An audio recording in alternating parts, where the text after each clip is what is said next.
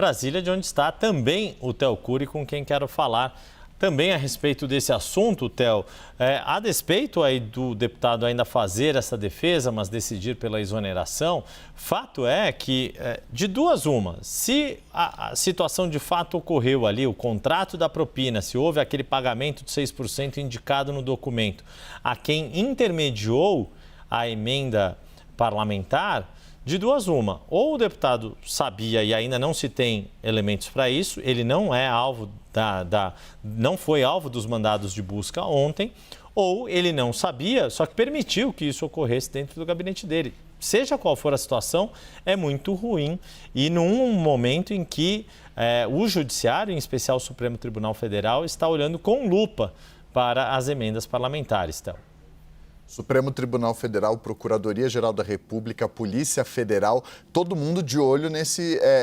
eles chamam de nova Lava Jato, você conversando com as fontes nessas três instituições, no Supremo, na Polícia Federal, na Procuradoria-Geral da República, a avaliação é de que é um novo esquema e um novo escândalo de corrupção, e pode ser um novo escândalo de corrupção.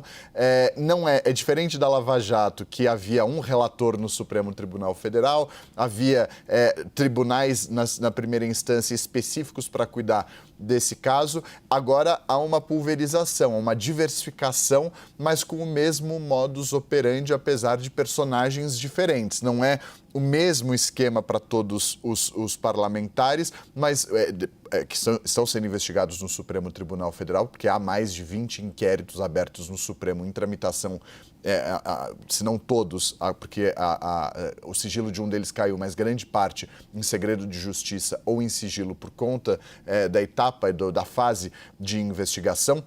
Mas mostra que há uma série de casos que são casos diferentes, mas com o mesmo modus operandi, com a mesma maneira de agir em praticamente todos esses casos.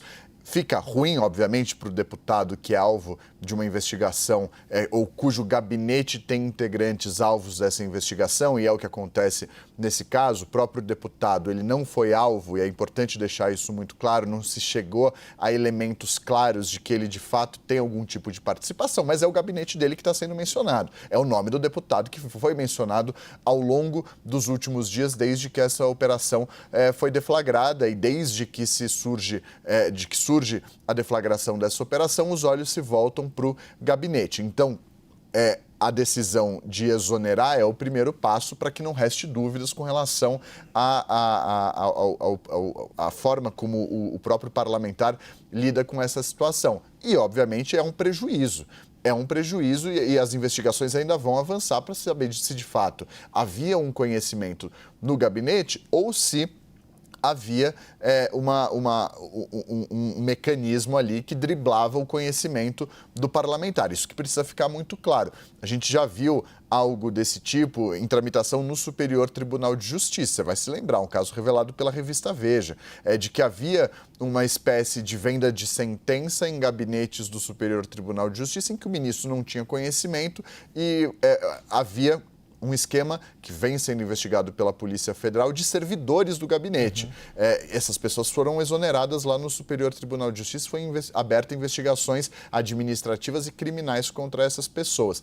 Então é importante que as investigações avancem para que se diferencie, se de fato houver essa diferença, o parlamentar do seu gabinete, do seu staff, da equipe que trabalha junto com ele para que essas pessoas sejam responsabilizadas. É isso. Obrigado mais uma vez, Theo Cury.